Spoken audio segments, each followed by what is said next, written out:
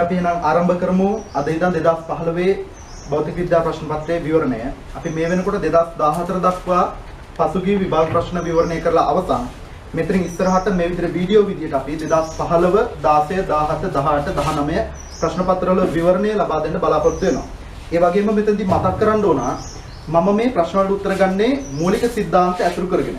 කෙටි ක්‍රම කිසිම දෙයක් මෙතනදී හැඳින්වීමක්වත් භාවිත කිරීමක්වත් සිද්ධ වෙන්නේ නැහැ.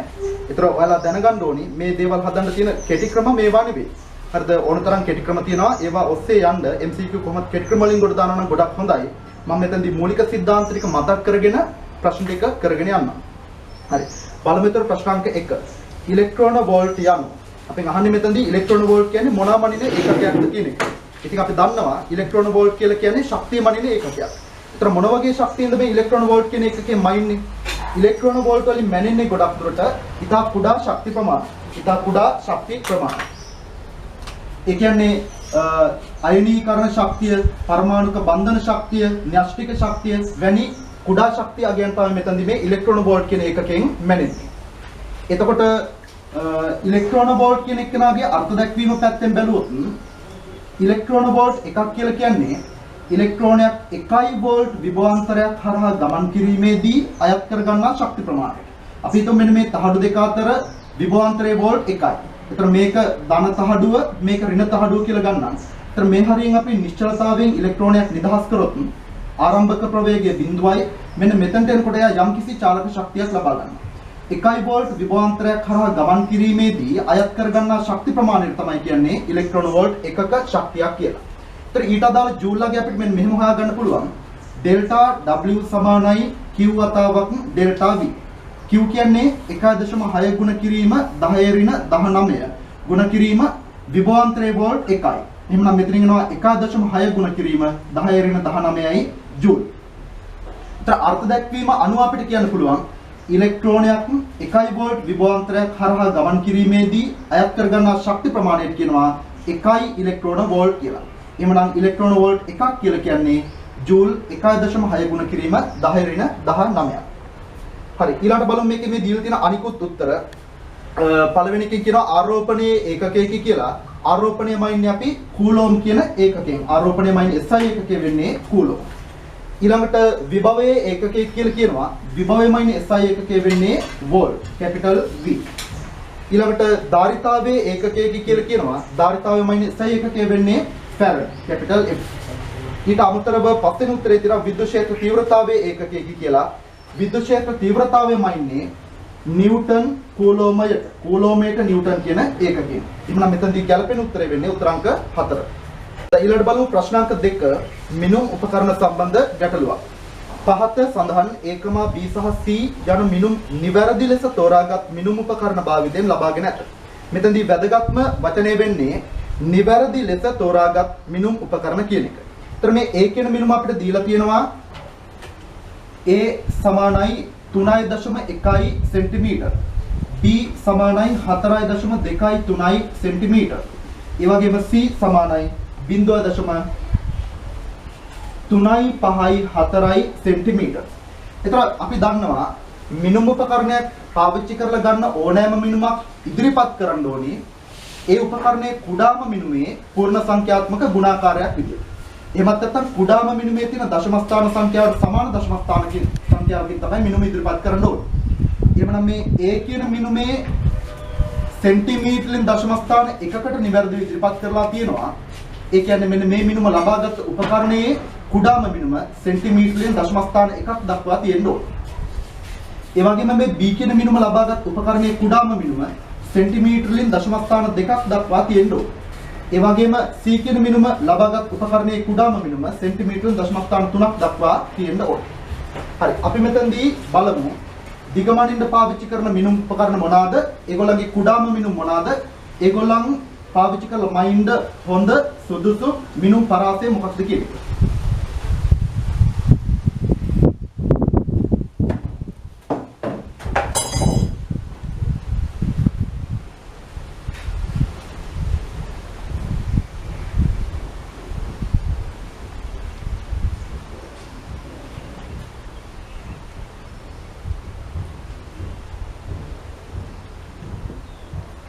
දැන් දන්නවා මිනුම් උපකරණ පාවිච්චි කරනවා දිගමනින්ද මීටර වල පාවිච්චි කරන්න පුළුවන්.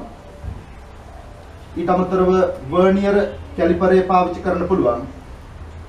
ඊට අමතරව මයික්‍රෝමීටර ස්ක්‍රූප් ආමානය, ගෝලමානය සහ චල අන්වීක්ෂක. චල අන්වීක්ෂක. අපි දන්නවා මීටර වලේ කුඩා මිනුම වෙන්නේ 1 මිලිමීටර. වර්නියර් කැලිපරේ කුඩා මිනුම වෙන්නේ 0.1 මිලිමීටර.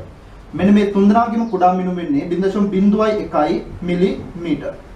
ඒ වගේම කිසියම් මිනුම් උපකරණයක් පාවිච්චි කරලා ගනු ලබන මිනුමක් ප්‍රමාණවත් නිර්වද්‍යතාවයක් සහිත මිනුමක් විදිහට අපි සලකන්නේ එයාගේ ප්‍රතිශත දෝෂය 101 හෝ ඊට වඩා අඩු වුණොත් විතරයි. එහෙමනම් අන්න ඒ තර්කය පාවිච්චි කරලා අපිට මීටර වල පාවිච්චි කරලා ගන්න පුළුවන් සාර්ථක අඩුම පාඨාංකය හොයාගමු මෙන්න මේ විදිහට. එතකොට ප්‍රතිශත දෝෂය කියන එක කුඩායි හෝ සමානයි 100ට 1 වෙන්න ඕනේ. ප්‍රතිශත දෝෂය කියලා කියන්නේ භාගික දෝෂය ගුණ කිරීම 100%. භාගික දෝෂය කියලා කියන්නේ කුඩාම මිනුම බෙදීම පාඨාංකය. පාඨාංකය මම x කියලා ගන්නම්. මේක ගුණ කිරීම 100ට 100. කුඩායි හෝ සමානයි 100ට 1යි. එහෙනම් මීටර වලේ කුඩා මිනුම වෙන්නේ 1 මිලිමීටර. බෙදීම x කුඩායි හෝ සමානයි 1ට 100යි. එහෙනම් x විශාලයි හෝ සමානයි 100යි මිලිමීටර. ඒ කියන්නේ x විශාලයි හෝ සමානයි 10යි සෙන්ටිමීටර.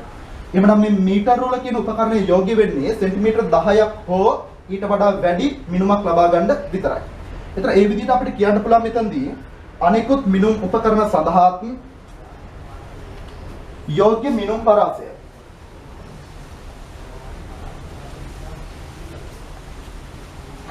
ඒතර මීටර වලක් යෝග්‍ය වෙන්නේ 10 සෙන්ටිමීටරට වඩා වැඩි මිනුමක් ලබා ගන්න. ඒ වගේම වර්නියර් කැලිපරයක් යෝග්‍ය වෙන්නේ මිලිමීටර 10ට වඩා වැඩි මිනුමක් ලබා ගන්න. මෙන්න මේ උපකරණ තුන යෝග්‍ය වෙන්නේ මිලිමීටර 1ට වඩා වැඩි මිනුමක් ලබා ගන්න. ඉතින් මෙතනදී A කියන මිනුම ලබාගෙන තියෙන්නේ දශම ස්ථාන 1කට නිවැරදිව. එහෙමනම් අනිවාර්යයෙන්ම දශම ස්ථාන 1ක් කියන්නේ සෙන්ටිමීටර වලින් මේක අනිවාර්යෙන් මීටර වල වෙන්න ඕන. දශම ස්ථාන 1කට නිවැරදිව දෙනවා කියලා කියන්නේ අනිවාර්යෙන් මීටර වල වෙන්න ඕන. නමුත් මෙතනදී මතුවෙන ගැටලුව තමයි සෙන්ටිමීටර 3.1ක් වගේ මිනුමක් මනින්ද මීටර වල නිවැරදි උපකරණයක් නෙවෙයි.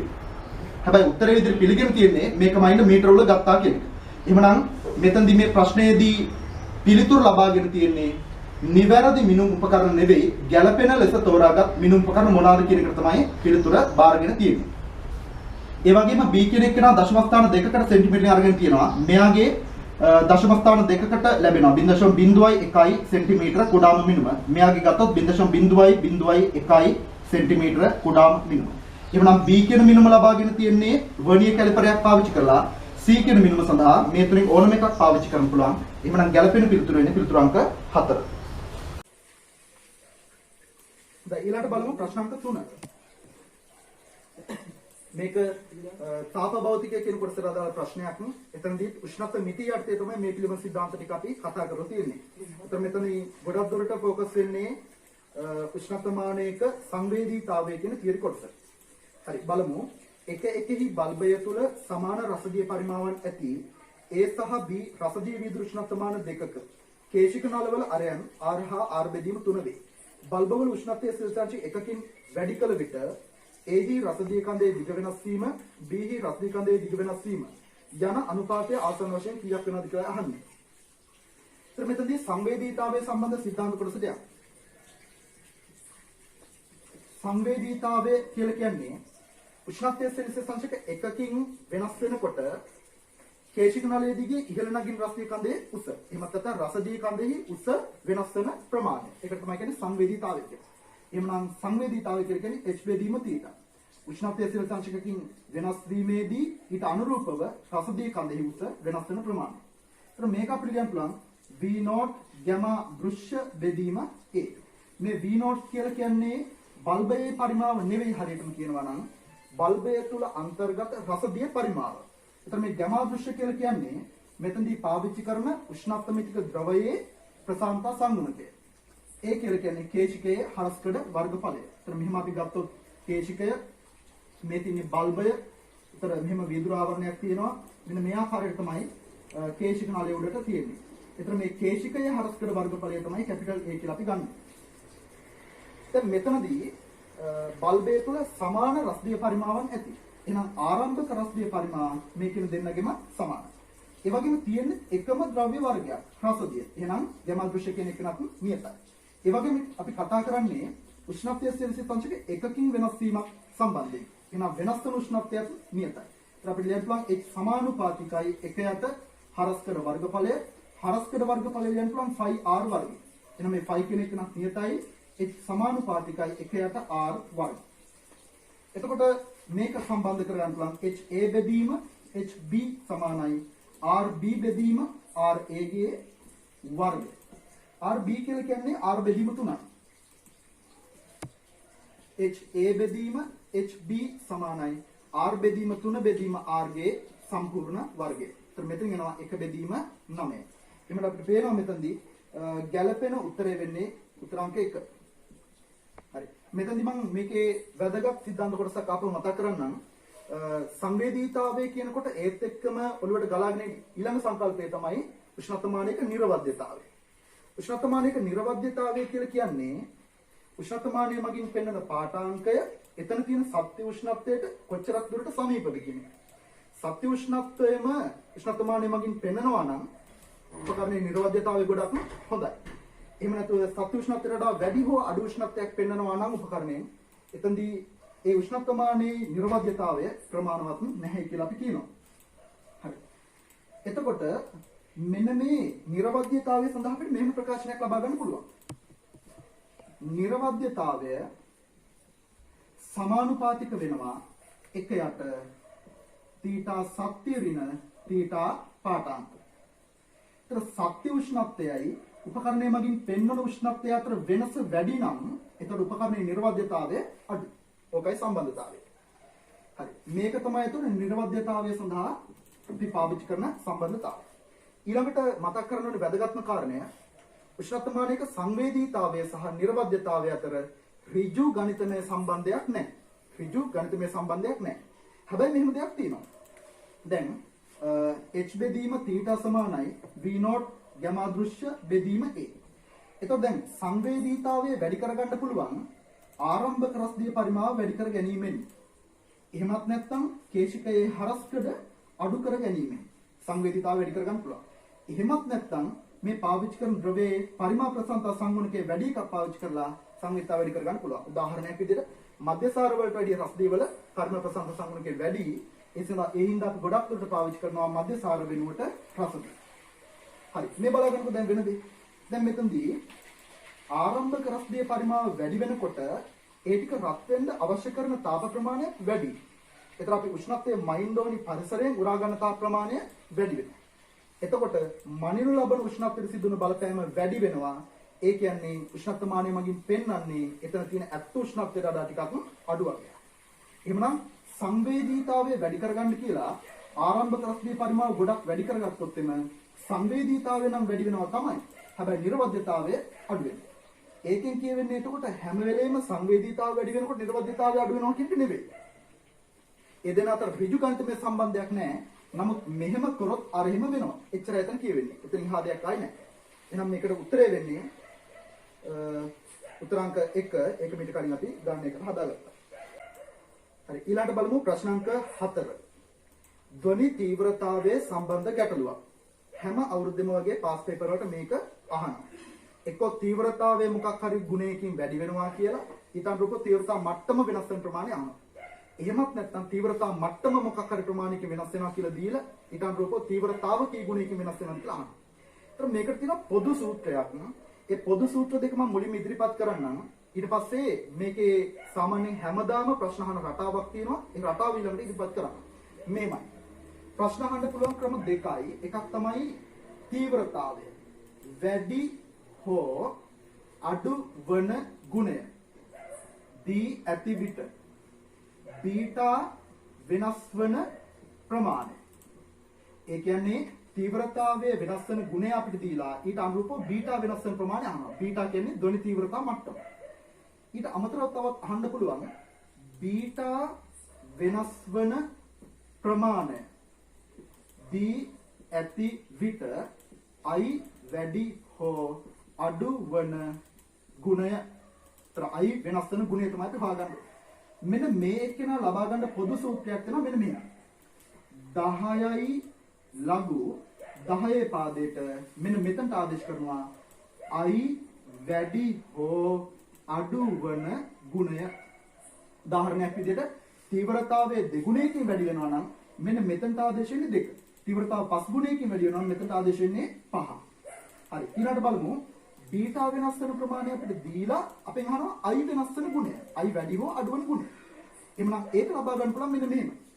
10 ඩෙල්ටා බීටා බෙදීම 10. මේ තියෙන තීව්‍රතා මට්ටම වෙනස් වෙන ප්‍රමාණය. ඒක 10න් බෙදලා ඒ ලැබෙන පිළිතුරු 10 බලයක් විදිහට හදාගත්තාන් පස්සේ ඒ තමයි තීව්‍රතාව වැඩි හෝ අඩු වෙන ගුණය. එතකොට මෙන්න මේක තමයි පොදු සම්බන්ධතාවය. ඊට අමතරව ගොඩක් දුරට පාස් පේපර් අහලා තියෙන රටාවත් එක්ක අපිට සම්බන්ධතාවයක් ගොඩනගා ගන්න පුළුවන්. මම මේ තියරි එක විතරක් මෙතනදී කියලා දෙනවා. මීට අදාළ ප්‍රශ්න ටික අනිවාර්යයෙන්ම අර පාස් පේපර් මේ කොටස් වල කඩලා තියෙන පොතක් අරගෙන ඒ ටික බලා ගන්න. දැන් මෙහෙමයි.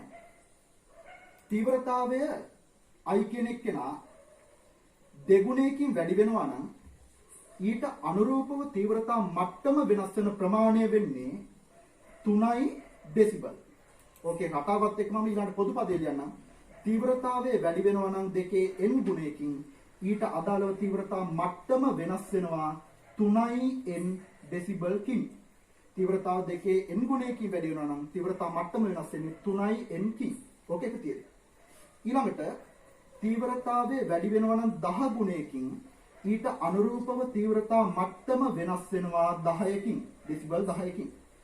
ඕකේ පොදු පදේ ලියුවොත් I ගුණ කිරීම 10n. ඒ කියන්නේ තීව්‍රතාවය 10n ගුණයකින් වැඩි වෙනවා. එහෙනම් ඊට අදාළව තීව්‍රතා මට්ටම ඩෙල්ටා බීටා කියන එක අපිට කියන්න පුළුවන් 10n ඩෙසිබල්. ඒ කියන්නේ තීව්‍රතාවය 10n ගුණයකින් වැඩි වෙනවා නම් තීව්‍රතා මට්ටම 10n කින් වැඩි වෙනවා. ඔන්න ওই රටා දෙක තමයි ගොඩක් දුරට පාස් පේපර් වල පරීක්ෂා කරලා තියෙන්නේ. ඒතර මෙතනදී දෙගුණේ වැඩි වීගෙන යන එක පරීක්ෂා කරන්න පුළුවන්. 10 ගුණේ වැඩි වීගෙන යන එක පරීක්ෂා කරන්න පුළුවන්. එහෙම නැතුව අතරමැදි ඕනෑම අවස්ථාවකදී මෙන්න මේ පොදු සූත්‍ර පාවිච්චි කරලා අපිට ගණනය කිරීම සඳහා යොමු වෙන්න පුළුවන්. ඒතර මෙතනට අදාළව ගත්තොත් ධන තීව්‍රතා මට්ටම ඩෙසිබල් 1කින් වැඩි වෙන්නේ. එහෙනම් තීව්‍රතාවය වැඩි වෙන සාධකයට යන්න පුළුවන්. මෙන්න මෙතනට අනුරූපව 10 ඩෙල්ටා බීටා කියන්නේ 1යි බෙදීම 10යි. ඒ කියන්නේ 10.1. මේකෙන් කියවෙන්නේ 0.1හි ප්‍රතිලඝු ගණකය තමයි මේ තියෙන්නේ. 0.1හි ප්‍රතිලඝු ගණකය. පැහැදිලිනේ? එතන මෙතනදී උත්තරය වෙන්නේ උත්තර අංක 2. ඊළාට අපි බලමු ප්‍රශ්න අංක 5. මේක ප්‍රකාශ උපකරණ සම්බන්ධ ප්‍රශ්නයක්. ප්‍රකාශ උපකරණ සම්බන්ධව තියෙන ටික මතක් කරගන්නවා නම් ප්‍රකාශ උපකරණයක් මගින් මොකද කෙරෙන්නේ? ඒතර වස්තුවක් මගින් පියවියස මත ආපාතනය කරන කෝණයට වඩා ප්‍රකාශ උපකරණය මගින් හදන අවසාන ප්‍රතිබිම්බය මගින් පියවි ඇස මත ආපාතනය කරන කෝණය එමත් නැත්නම් දෘෂ්ටි කෝණය වැඩි කිරීම තමයි ප්‍රකාශ උපකරණයක කාර්යය වෙන්නේ. ඒත් අපිට මේ පෙනෙන වස්තුවක විශාලත්වය රඳා පවතින්නේ දෘෂ්ටි කෝණය මත. ඒ කියන්නේ වස්තුවක් හෝ ප්‍රතිබිම්බයක් මගින් ඇස මත ආපාතනය කරන කෝණය මත. ඒ කෝණය වැඩි වෙනකොට වස්තුව විශාලව පේනවා, කෝණය අඩු වෙනකොට වස්තුව කුඩාවට පේනවා. ඒකයි સિદ્ધාන්තය. ඒතර ප්‍රකාශ උපකරණ ගැන මම චුට්ටක් ආපහු સિદ્ધාන්තික මතක් කරොත් මේ ප්‍රශ්නෙට යන්න කලින් දැන් මේ ප්‍රශ්නේ සම්පූර්ණ මෙතනින්ම ආවරණය කරන්න බෑ. ඔයාලා අනිවාර්යෙන්ම මෙන්න මේ ප්‍රකාශ උපකරණ වලට අදාළව කිරණ සටහන් ටික බලන්න ඕනේ මේ ප්‍රශ්නේ ගොඩ දා ගන්න නම්. හරි.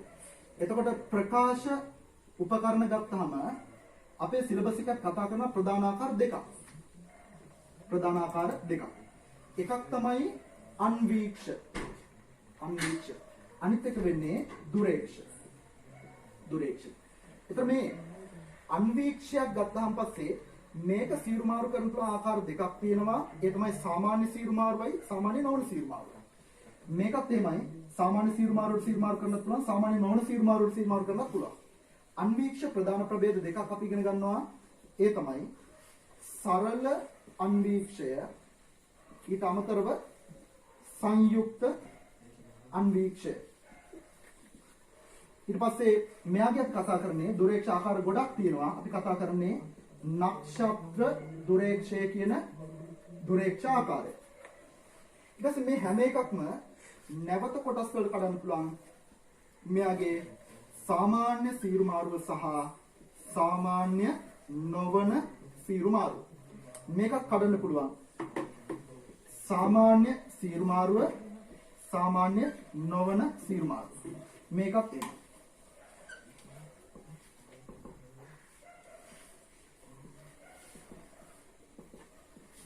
හරි මොකද්ද මේ සාමාන්‍ය සීරු මාරුව කියන්නේ? එතකොට මේ උපකරණයේ සාමාන්‍ය භාවිතයට ගැලපෙන විදිහට ફોકસ කරලා තියෙනවා නම් අපි ඒකට කියනවා සාමාන්‍ය සීරු මාරුව කියලා. ඒක සාමාන්‍ය විදිහට සාමාන්‍ය භාවිතයට කියන්නේ මේමයි. අපි අන්වීක්ෂයක් පාවිච්චි කරන්නේ ළඟ තියෙන පියවි ඇසට නොපෙළෙන වස්තුවක් ලොකු කරලා බලා ගන්න. එhmenan මේක මගින් කරන්නේ ළඟ තියෙන වස්තුවක පැහැදිලි ප්‍රතිබිම්බයක් ළඟම හදනවා අන්වීක්ෂයක් මගින්. ඒතර ඒකෙන් කරන්නේ ඒකනේ ප්‍රධාන කාර්යය වෙන්නේ. එහෙමනම් ළඟ පිහිටි වස්තුවක් ළඟම ලොකුවට හදලා පෙන්නනවා නම් ඒකට කියනවා සාමාන්‍ය සීරු මාරුව කියලා. ඒතර ඒක තමයි බහුලවම පාවිච්චි වෙන සීරු මාරුව. සාමාන්‍ය නොවන සීරු මාරුව කියලා කියන්නේ අදාළ වස්තුවේ අවසාන ප්‍රතිබිම්බයේ ගිහින් දෙනවා අනන්තය. ඒතර මේක සීරු මාරු කරන ආකාර දෙකයි. සාමාන්‍ය සීරු මාරුවේදී අවසාන ප්‍රතිබිම්බය හදන්නේ d දුරේ. සාමාන්‍ය නොවන සීරු මාරුවේදී අවසාන ප්‍රතිබිම්බය හදන්නේ අනන්තය.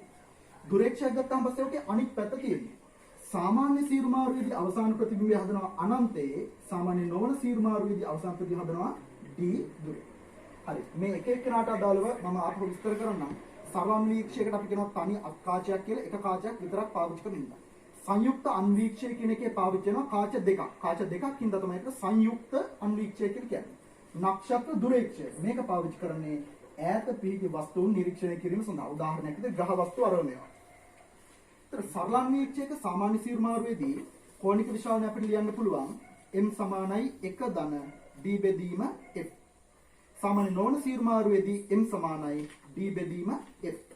ඊට පස්සේ සංයුක්ත අන්වීක්ෂයක් ගත්තොත් m සමානයි vo බෙදීම f ඍණ 1 වතාවක් 1 ධන d බෙදීම f. සාමාන්‍ය නොවන සීරු මාරුවේදී vo බෙදීම f ඍණ 1 වතාවක් d බෙදීම f. ඊපස්සේ නක්ෂත්‍ර දුරේක්ෂයක සාමාන්‍ය සීරු මාරුවේදී අවසාන ප්‍රතිබිම්බ හදන අනන්තයේ එහෙමනම් FO බෙදීම FE.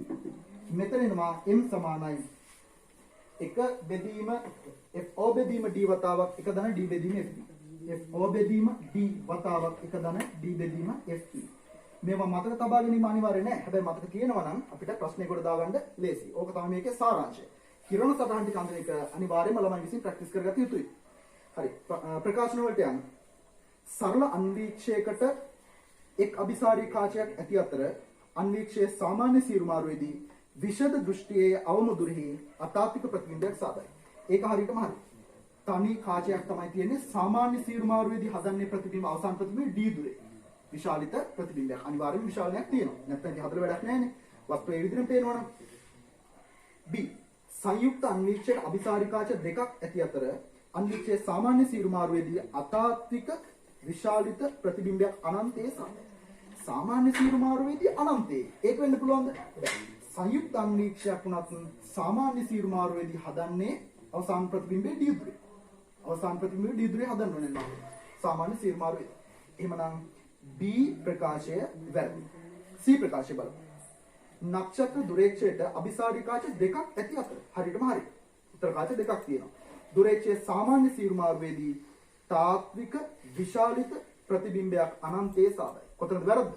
තාත්වික එකක් නෙවෙයි හදන්නේ. ඒ කියන්නේ අපිට තල දර්පණයකට තිරයකට මේක ගන්න බෑ. තාත්වික එකක් නෙවෙයි හදන්නේ. අතාත්වික ප්‍රතිබිම්බයක් හදන්නේ ඒක හදන්නේ අනන්තයේම තමයි. එහෙනම් මෙතනදී C ප්‍රකාශයක් වැරදි.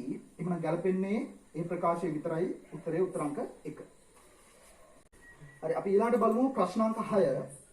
බහු ස්තර වර්තනය සම්බන්ධ තියෙන කොටසක් තමයි මෙතනදී පරීක්ෂාවට ලක් වෙන්නේ. ඒතර අපි දන්නවා මෙන්න මෙහෙම સિદ્ધාන්තයක් තියෙනවා. ඒතර මෙහෙම අපි හිතමුකෝ ස්තර දෙකක් තියෙනවායි කියලා. මෙයාගේ නිරපේක්ෂ වර්තනාංකය මම ගන්නවා n1යි. මෙයාගේ නිරපේක්ෂ වර්තනාංකය ගන්නවා n2යි. ඒතර මෙන්න මේ හරියේ වස්තුවක් තියෙනවා O කියලා.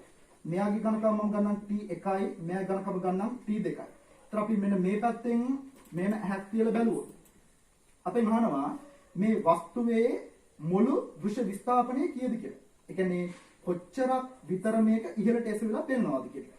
ඒතර තියරිය මේකයි. මෙන්න මේම සමාන්තර පැති සහිත මාධ්‍ය ගණනාවකින් සිදුවන මුළු දෘශ්‍ය විස්ථාපනය සමාන වෙනවා එක් එක් මාධ්‍ය වෙන වෙනම ඇස තබා ඇති මාධ්‍යයේ තැබූ විට ඇති කරන දෘශ්‍ය විස්ථාපන එකතු වෙයි. ඒ කියන්නේ මේ එක එක්කෙනා වෙන වෙනම වාත මාධ්‍ය තියලා තියෙනවා නම් අන්න එතකොට ඇති කරන දෘශ්‍ය විස්ථාපන එකතුව සමාන වෙනවා මුළු දෘශ්‍ය විස්ථාපනයට. එහෙනම් අපිට ලියන්න පුළුවන් මුළු දෘශ්‍ය විස්ථාපනයේ D කියලා ගත්තොත් පළවෙනි මාධ්‍ය මගින් ඇති කරන දෘශ්‍ය විස්ථාපනයේ ධන දෙවෙනි මාධ්‍ය මගින් ඇති කරන දෘශ්‍ය විස්ථාපනය. පළවෙනි මාධ්‍ය මගින් ඇති කරන දෘශ්‍ය විස්ථාපනය වෙන්නේ T1 වතාවක් 1 ඍණ 1 යට n1. ධන දෙවෙනි මාධ්‍ය මගින් ඇති කරන දෘශ්‍ය විස්ථාපනය වෙන්නේ T2 වතාවක් 1 ඍණ 1 යට n2. මෙන්න මේ සූත්‍රවල n කියලා කියන්නේ ඇස තබා ඇති මාධ්‍යයට සාපේක්ෂව සමාන්තර පැති සහිත මාධ්‍යයේ වර්තනාංකය. ඇස තබා ඇති මාධ්‍යයට සාපේක්ෂව සමාන්තර පැති සහිත මාධ්‍යයේ වර්තනාංකය. හරි. දැන් අපි ගානට යමු.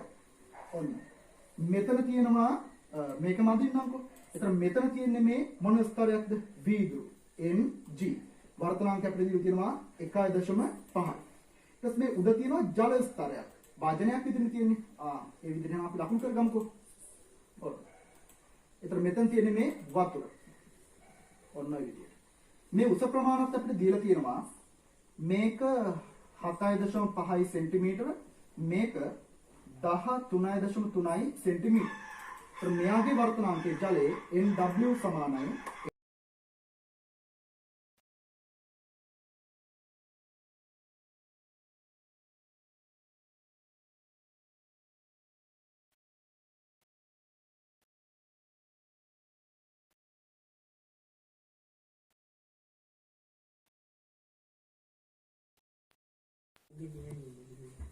හරි. එහෙනම් මෙතනදී ජලය සහ වීදුරු කියන ස්තර දෙකෙන් ඇති කරන දෘශ්‍ය විස්ථාපන වල එකතුව තමයි අපි මුළු දෘශ්‍ය විස්ථාපනයේ විදිහට සලකන්නේ. ඒක මේ ආකාරයට ලබා ගන්න පුළුවන්. මුළු දෘශ්‍ය විස්ථාපනයේ සමානයි DG ධන TW. DG කෙනෙක් කෙනා ලියන්න පුළුවන් ඝනකම වෙන්නේ 7.5 වතාවක් 1 ඍණ 1 යට n. ඒ කියන්නේ වාත මාධ්‍යයට සාපේක්ෂව වීදුරු මාධ්‍ය වර්තනාංකය. ඒ කියන්නේ වීදුරු මාධ්‍යයේ নিরপেক্ষ වර්තනාංකය. කීයද? 1.5යි. ඒකට එකතු කරනවා ජල ස්තරය මගින් ඇති කරන දෘශ්‍ය විස්ථාපනය. ඝනකම වෙන්නේ 13.3යි. වතාවක් 1 ඍණ 1 යට වාතයට සාපේක්ෂව ජලයේ වර්තනාංකය. ඒ කියන්නේ ජල මාධ්‍යයේ নিরপেক্ষ වර්තනාංකය 1.3යි. ඕමක සුළු කරගන්න ඕනේ. तर මෙතන එනවා 7.5 වතාවක් 1.5 එකක් අඩු කරාම 0.5 දන්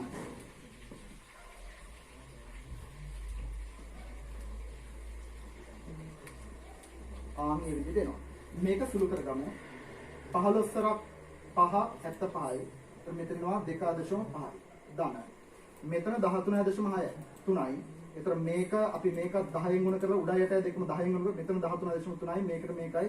එතන එනවා 3.3ක් කියලා. එතන මෙතන එනවා 5 3 8යි 3 2යි 5යි 5.8යි සෙන්ටිමීටර. එතන මේ තමයි මුළු දෘශ්‍ය විස්ථාපනය. අපෙන් අහන්නේ මුළු දෘශ්‍ය ගැඹුර. ඒ කියන්නේ මෙන්න මේ මට්ටමේ ඉඳන් ප්‍රතිබිම්බයේ අවසාන පිහිටීමට තියෙන ගැඹුර. අපි හිතමු අවසාන ප්‍රතිබිම්බය පෙන්නේ මෙන්න මෙතන කියලා. 5.8යි ඉස්සෙන්නේ. එහෙනම් මේ මට්ටමට යටින් තියෙන්න ඕනේ. මෙන්න මේක තමයි 5.8 කියලා කියන්නේ. එහෙනම් මේක තමයි සත්‍ය ගැඹුර. හරි. සත්‍ය ගැඹුරයි දෘශ්‍ය ගැඹුරයි මෙතනදී ඕන වෙන එකක් නෑ. අපිට මේ ආකාරයට නම් දෘශ්‍ය විස්ථාපනය ලියා ගන්න පුළුවන් 5.8යි සෙන්ටිමීටර. එහෙමනම් දෘශ්‍ය ගැඹුර කියලා කියන්නේ මුළුසෙන් අඩු කරනවා දෘශ්‍ය විස්ථාපනය. මුළුස වෙන්නේ 13.3 ධන 7.5. එයාගේ අඩු කරනවා දෘශ්‍ය විස්ථාපනයේ 5.8.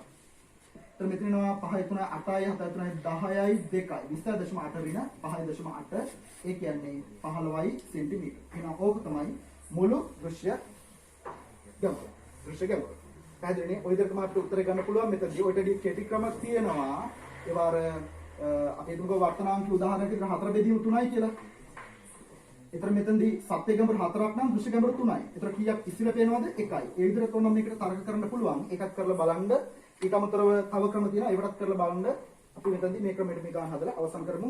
පිළිතුර වෙන්නේ පිළිතුරක් 5. හරි අපි ඊළඟට බලමු ප්‍රශ්නාංක 7. සාමාන්‍ය බල සටහනක් පිළිබඳව තමයි මේ ප්‍රශ්නේ යොමු වෙන්නේ. කඹයකින් ශක්තිමත් ගසක බැඳ ඇති ගවයෙක් යාබදව ඇති පොල් පැලයක් කෑමට උත්සාහ කරන ආකාරය ඒ රූපයේ පෙන්වා ඇත. ගවයා සඳහා නිදහස් වස්තු රූප සටහන නිවැරදිව දැක්වේ. මේක බල සටහනක් සම්බන්ධ ප්‍රශ්නයක්. ඒතර මෙන්න ඉන්නවා ගවයා. මේක අපි හරියට මඳින්න ඕනේ නැහැ. මේ විදිහට පොඩ්ඩක් දාල වශයෙන් සටහනක් දාගමු. ඒතර මෙන්න තියෙනවා එයාගේ බඳු තියෙන ළමු. ඊට පස්සේ මෙතන තමයි පොල් පැලේ තියෙන්නේ. දැන් මේක කන්න මෙයා උත්සාහ කරනවා කියලා කියන්නේ මෙයා ඉස්සරහට තල්ලු වෙන්න ඕනේ. ඒතර තල්ලු වීම නතර කරන්න මේ තන්තුව මගින් ඇති කරන පිටිපස්සට බලය. ඒ කියන්නේ තන්තුවේ ආතති බලය. හරි. ඒතර ගවයා මත නිදහස් වස්තු බලසටහන තමයි මෙතෙන්දී අපෙන් බලාපොරොත්තු වෙන්නේ. ඒතර ගවයා විසින් මේ පොල් පැලේ කන්න නම් ගවයා ඉස්සරහට තව යන්න ඕනේ. එතකොට මෙතනදී මේ තන්තුව හිර වෙනවා. තන්තුව හිර වෙනකොට තන්තුව මගින් ගවයාගේ බෙල්ල මත මෙන්න මේ පැත්තට බලයක් ඇති කරනවා. ඒ කියන්නේ මේ තන්තුවේ ආතතියක් ඇති වෙනවා. ඒතර මේ ආතතිය ඇති වෙලා තියෙන්නේ තන්තුව මගින් බෙල්ල මත ඇති කරන බලය තමයි මේ තියෙන්නේ. ඊට අමතරව මෙයා ඉස්සරහට තල්ලු වෙන්න දන්න උත්සාහයෙන් අත් සහ පාද මගින් පොළව පිටුපසට තල්ලු කරනවා. ඒතර පොළව පිටුපසට තල්ලු කරනවා. එහෙනම් පොළව මගින් මෙයාලගේ මේ අත් සහ පාද මත බලය ඇති වෙන්නේ මෙන්න මේ විදිහට. අත් සහ පාද මගින් පොළව පිටුපසට තල්ලු කරනවා. ඒකේ ප්‍රතික්‍රියාව විදිහට පොළව මගින් අත් සහ පාද මත ඉදිරියට බලයක් ඇති කරනවා. ඊට අමතරව පොළව මගින් ඇති කරන මේ ස්පර්ශයට එරෙහිව අභිලම්බ ප්‍රතික්‍රියා බලය. ඕන ওই දෙක. ඊට අමතරව මෙයාගේ බර සිරස්ස පහළට ක්‍රියාත්මක වෙනවා. ඔන්න ඔච්චරයි මෙයා මත ක්‍රියාත්මක වන බාහිර බර. එහෙනම් අපිට පිළිතුර විදිහට මෙතෙන් තෝරගන්න පුළුවන්. පිළිතුර අංක 7.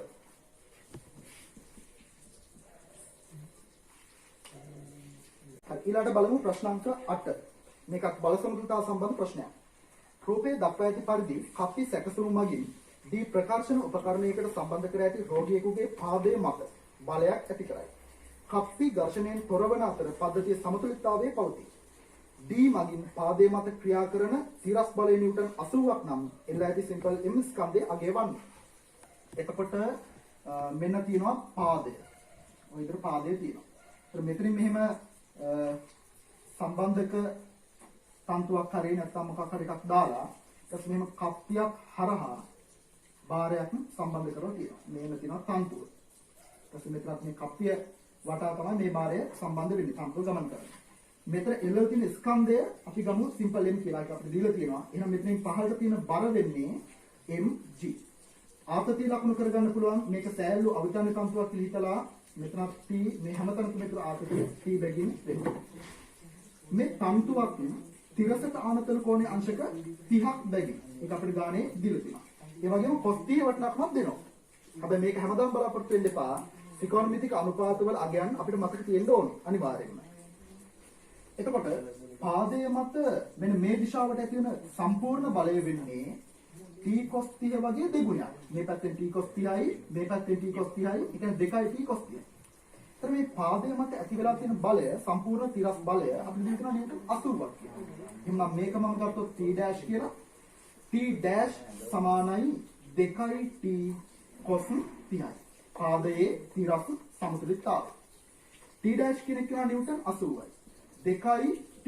t කියන එක අපිට ලියන්න පුළුවන් මෙතනින් මෙයා සමතුලිතව කියන හින්දා t සමානයි mg. එහෙනම් මෙතන දානවා mg ගුණ කිරීම cos 30 කියන්නේ මූල තුන බෙදීම 2යි. ඒක අපිට ගානේ දීලා තියෙනවා. ඒතර මේ දෙකට දෙක සුළු වෙනවා. මේ g ට මෙතන බිඳුව සුළු වෙලා යනවා. 8 සමානයි m ගුණ කිරීම මූල 3යි. එහෙනම් සිම්පල් m සමානයි 8 බෙදීම මූල 3යි කිලෝග්‍රෑම්. එහෙනම් පහලින් එළවලු තියෙන ස්කන්ධය කිලෝග්‍රෑම් 8 බෙදීම මූල 3යි. උත්තරේ උත්තරාංක 3. හරි ඊළඟට බලමු ප්‍රශ්නාංක 9 දාරිද්ර්‍යක සම්බන්ධ ප්‍රශ්නයක්. අපේ සිලබස් එකේදී අපි ගොඩාක් දුරට highlight කරලා කතා කරන්නේ සමාන්තර තහඩු දාරිද්ර්‍යක පිළිබඳ. ඒතර මේක තමයි සමාන්තර තහඩු දාරිද්ර්‍යකයක පරිපත සංකේතය. මෙයාගේ තහඩු අතර පරතරය d සහ මේකේ පුරවලා තියෙන මාධ්‍යයේ පාරවේදීතාවය එප්සයිලන් සහ තහඩු වල පොදු පෘෂ්ඨ වර්ගඵලය කැපිටල් A නම් මෙයාගේ ධාරිතාවය ලියන්න පුළුවන් c සමානයි a එප්සයිලන් බෙදීම d. මේ පුරවල තියෙන මාධ්‍ය වාතය නම් එප්සයිලන් කියන එක සකස් වෙනවා එප්සයිලන් නෝට් බවට. එහෙමනම් වාතය පුරවල තියෙනකොට ධාරිතාව C නෝට් කියලා ගත්තොත් ඒක ලියන්න පුළුවන් A එප්සයිලන් නෝට් බෙදීම D.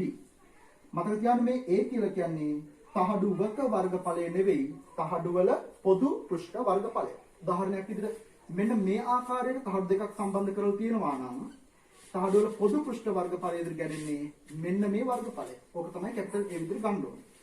හරි. අපි යන් ගන්නට මෙතනදී දීලා තියෙනවා තහඩු අතර පරතරය 0.9. මේක 0.9යි සෙන්ටිමීටර්. ඒ වගේම ධාරිතාවයේ දීලා තියෙනවා ෆැරඩ් 1යි අපෙන් අහන්නේ A වලගේ. එහෙනම් මෙන්න මෙතනට ආදේශ කරගමු C නෝට් වලගේ 1යි. A තමයි හොයාගන්න ඕනේ. එප්සයිලන් නෝට් කියලා කියන්නේ 9 ගුණ කිරීම 10 ඍණ 12යි.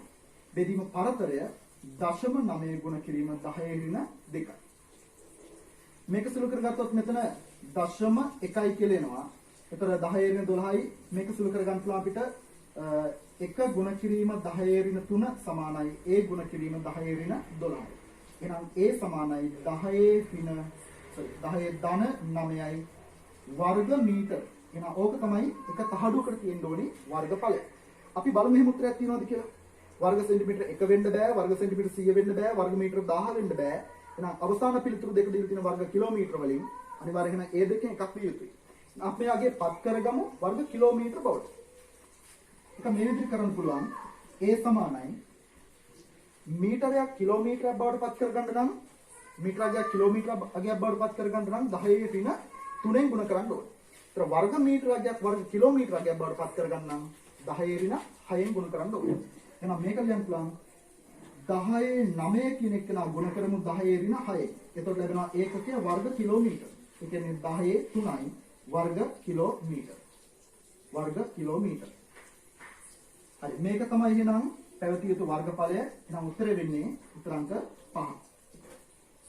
නමුත් මෙතනදී මතුවෙන ප්‍රායෝගික ගැටලුව තමයි වර්ග කිලෝමීටර 1000ක් වන තහඩුවක් පාවිච්චි කරලා දාර්ශනිකයක් හදන්න පුළුවන්ද කියන එක. එහෙනම් මේක සෛද්ධාන්තික පිළිතුරක් විතරයි මේක ප්‍රායෝගික වශයෙන් පාවිච්චි කරන්න බෑ. එහෙම එකක් ගත්තොත් මෙහෙම තහඩුවක් ඒකේ එක පැත්තක දිග වෙනවා කිලෝමීටර 31.6ක් විතර. හරි එහෙම අගයක් වෙනවා. එහෙනම් ඒක ප්‍රායෝගික කරන්න බැරි වැඩක්. හරි අපි ඊළඟට බලන්න යන්නේ ප්‍රශ්නාංක 10. ප්‍රශ්නාංක 10 සාකච්ඡා කරන්න කලින් ඒ වගේම තවත් ප්‍රශ්නයක් ඇවිල්ලා තිබුණා 2013 අවුරුද්දේ. ඒක අපි මුලින්ම පොඩක් බලමු කොහොමද කරන්නේ කියන එක. මොකද මේ 2015 ආපු ප්‍රශ්නේ ගොඩක් ආందోලනාත්මක ප්‍රශ්නයක් වුණා. මේක කොහොමද කරන්නේ කියන එක. ඒත් මේ පෙන්නලා තියෙනවා සංසන්දනාත්මකව 2013 ප්‍රශ්නය 2015 ප්‍රශ්නය දෙකම. එතකොට දැන් බැලු බැලමටම පේනවා 15 ප්‍රශ්නයට වඩා ටිකක් මේක සංකීර්ණ පරිපතයක් බව. ඒත් අපි බලමු මේක විසඳ ගන්න. දැන් අපි අහන්නේ මෙතනදී මේ කෝෂයෙන් එළියට යන ධාරාව. මෙතනින් එළියට ඇදෙන ධාරාව තමයි අපි අහන්නේ. ඒත් ධාරාව හොයාගන්න නම් අපිට සිද්ධ වෙනවා මේ පරිපතයේ සමක ප්‍රතිරෝධය ගණනය කරන්න. ඒත් සමක ප්‍රතිරෝධය ගණනය කරන්න යනකොට ඔන්න අපිට ශ්‍රේණිගත ප්‍රතිරෝධ හඳුනා ගන්නත් බෑ, සමාන්තරගත ප්‍රතිරෝධ හඳුනා ගන්නත් බෑ. ඒත් මේක අතිශයින් සංකීර්ණ පරිපතයක්. දැන් මේකට ඒතකොට සමමිතිය පිළිබඳ මොන හරි තර්ක ඉදිරිපත් කරන්න පුළුවන්ද? ඒත් ටිකක් අමාරුයි. එහෙම කරත් ඉවත් කරගන්න පුළුවන් වෙන්නේ සුළු ප්‍රතිරෝධ සංඛ්‍යාවක් විතරයි. ඒත් මෙතනදී වින්ස්ටන්සේට මූල ධර්මයක් වෙන දාන්න පුළුවන්ද? ඒත් බෑ. try කරලා බලන්න. ඒත් මේකට දාන එක අමාරුයි. ඩෙල්ටා වේග පරිණාමයක් ඒත් හරියන්නේ නැහැ. එහෙනම් මේක අතිශයින් සංකීර්ණ පරිපතයක් බවට අපිට පෙන්වුවාට අපි නිකමට මෙහෙම දෙයක් කරලා බලමු. සමහර විට මේකෙන් ප්‍රයෝජනයක් තියෙයි. එතකොට මෙන්න මේ කැලී ටික නැහැයි කියලා හිතමු. මේ රතු පානින් අඳලා තියෙන මේ කැලී ටික මෙතන නැහැයි කියලා අපි හිතමු. එහෙම හිතුවොත් ඔයාලට පේනවා මේ හැම ශාඛාවකම තියෙන ප්‍රතිරෝධ සමානයි. එතකොට එක්කෙනෙක්ගේ ප්‍රතිරෝධය මම ගන්නම් කැපිටල් R කියලා. එතකොට මෙතන තියෙනවා ප්‍රතිරෝධ 6ක්. එහෙමනම් 6යි R 6යි R 6යි R. ඒ ආදී විදිහට මෙතන රටාවක් අපිට පේන්න ගන්න. එහෙමනම් මේ හැම ශාඛාවකම ගලන්න යන්නේ එකම ධාරාව. එහෙමනම් මේ පැත්තටත් I මෙතනත් I මෙතනත් I ඔය විදිහට තමයි ධාරා ගන්න. අන්න ඒ විදිහට තර්ක ක්‍රම අපිට පේනවා මෙන්න මේ ලක්ෂයේ විභව සමානයි. මෙයා හරහා විභව බැස්ම I ගුණ කිරීම R. මෙයා හරහා විභව බැස්ම I ගුණ කිරීම R. එහෙමනම් මෙන්න මේ ලක්ෂ දෙකේ විභව සමානයි. ආපහු මෙයා හරහා විභව බැස්ම I ගුණ කිරීම R. මෙයා හරහා තේමයි. මේ ලක්ෂ දෙකේ විභව සමානයි. ඔන්න ඔය ආකාරයට අපිට මේ ලක්ෂයේ විභවය මේ ආකාරයට ඔක්කොම ටික විභව මේ සමාන ලක්ෂ්‍ය හොයාගන්න පුළුවන්. එතකොට මෙන්න මේ දෙන්නා අතර ප්‍රතිරෝධයක් තිබුණත් එකයි නැතත් එකයි. තිබුණත් වැඩක් නැහැ. මෙතන මේ විභව සමාන ලක්ෂ දෙකක් අතරට තමයි මේ ප්‍රතිරෝධය සම්බන්ධ කරලා තිබුණේ. එතකොට මේක ඉවත් කරාම පස්සේ අපිට හරියටම හඳුනා ගන්න පුළුවන් මෙන්න මේ ලක්ෂ දෙකේ විභව සමානයි. එහෙමනම් ප්‍රතිරෝධ ටික ඉවත් කරා කියලා පරිපතේට බාධාවක් වෙන්නේ නැහැ. එතකොට මෙතන ප්‍රතිරෝධ 6ක් තියෙනවා. එකක් ප්‍රතිරෝධය මම ගන්නම් R කියලා. එතකොට මෙතන තියෙනවා 6යි R. එවැනි ශාඛා තියෙනවා 1යි 2යි 3යි 4යි 5යි 6යි. එහෙනම් එක ශාඛාවක ප්‍රතිරෝධය 6යි R. එවැනි ශාඛා තියෙනවා 6ක් සමාන්තරගතව. එහෙනම් මේ සෙට් එකේ සමක ප්‍රතිරෝධය වෙන්නේ 6යි R බෙදීම 6යි. එහෙනම් මේ පද්ධතිය නැවත වතාවක් ඇඳ ගන්න පුළුවන් මෙන්න මේ ආකාරයට. මේ පැත්තේ තියෙනවා 6යි R බෙදීම 6. ඒ කියන්නේ R ප්‍රතිරෝධය. R ලගේ දන්නවා අපි 50යි. 50යි ඕම්. එහෙනම් මෙයාගේ විභවාන්තරයක් දන්නවා. එහෙනම් මෙයාට V සමාන IR දාලා දැන් ඔයාලට පුළුවන් මේ කෝෂයෙන් ගලන ධාරාව හොයාගන්න. අන්න එහෙමයි 2013 ප්‍රශ්නය. හරි. ඊළඟට අපි බලමු 2015 ප්‍රශ්නය. මේකත් ලොකු වෙනසක් නෑ. මෙන්න මේ ප්‍රශ්නයම තමයි මෙතනත් දීලා තියෙන්නේ. දැන් ඔන්න මේ රතු පෑනින් පෙන්නලා තියෙන මේ සම්බන්ධතාව ටික තියෙනකොට මේ පරිපතයේ ශ්‍රේණිගත ප්‍රතිරෝධ හඳුනා ගන්නත් අමාරුයි, සමාන්තරගත ප්‍රතිරෝධ හඳුනා ගන්නත් අමාරුයි. මේ දෙන්නා ශ්‍රේණිගතව පේනවා. එයාට මෙයා සමාන්තරගතයි කියලා පේනවා. හැබැයි මේ එන සමකයට මේක ශ්‍රේණිගතයි කියලා කියන්න බෑ. එහෙනම් දැන් එහෙම හදන්න ගියොත් ටිකක් අමාරුයි. ඊළඟට බලමු සමමිතිය පැත්තේ මොකක් හරි තර්කයක් දාගන්න පුළුවන් වේද කියලා.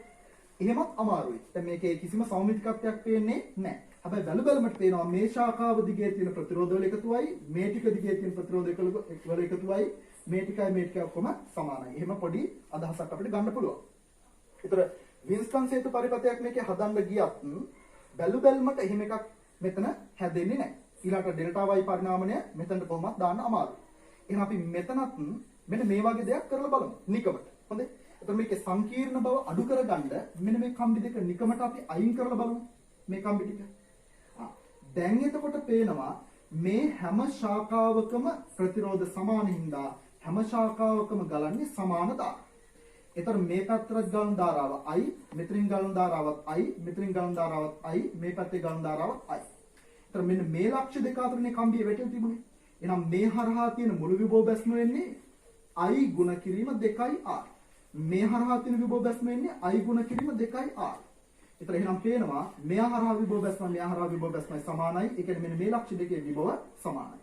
එහෙනම් මේ දෙක සම්බන්ධ කරලා තිබුණා කියලා පරිපතයට බලපෑමක් ඇති වෙන්නේ නැහැ. මොකද විභව සමාන ලක්ෂ්‍ය අතර ධාරාහුමාරයක් වෙන්නේ නැහැ.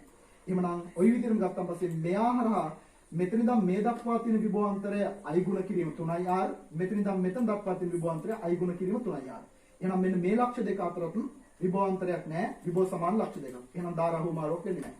ඔය ආකාරයටම අපිට කියන්න පුළුවන් මෙන්න මේ ලක්ෂ්‍ය දෙක අතරත් විභවාන්තරයක් නැහැ. විභව සමාන ලක්ෂ්‍ය දෙකක්. එහෙනම් ධාරාහුමාරයක් වෙන්නේ නැහැ.